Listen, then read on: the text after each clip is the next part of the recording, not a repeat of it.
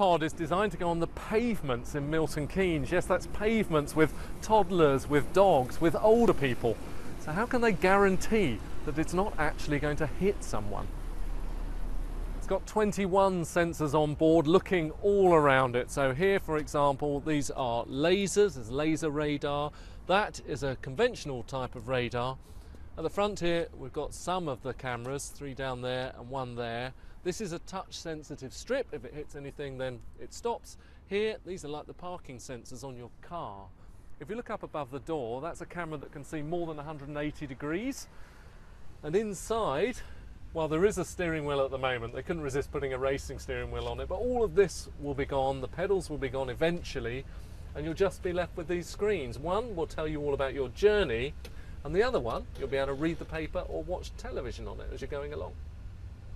This is the driverless car they're going to be testing here in Greenwich. Now, it's not being remotely controlled. This is purely being driven by a computer which is looking all around it using lasers on the corner here. And the idea is you turn up, you register on a website, you can call it over with an app, and it takes you on a local journey. Of course, the big question is what happens if somebody does this? Obstacle. Luckily, it stops.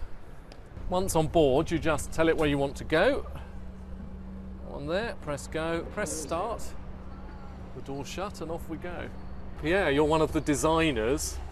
Why do we need driverless cars? What's the benefit to society?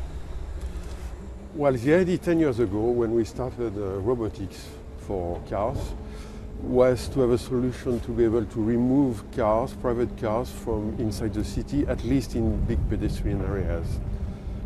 So that was the idea. So you don't get the traffic jams or the pollution, you think? Yeah, you know, cars are being parked 95% of their life, which is by itself a kind of pollution, even if they don't run, but that piece of metal around the street.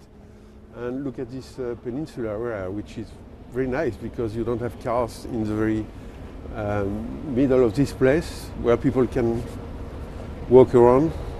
Now this experiment is all about how people are going to react to this vehicle. So we can see people's faces as we're driving around. I mean, is there a big barrier to overcome where people are just frightened of being driven around by a computer? Less than we could expect, by the way. We had quite a lot of experiment in many areas around the world, and very often people will use it and don't even know that there is no driver inside.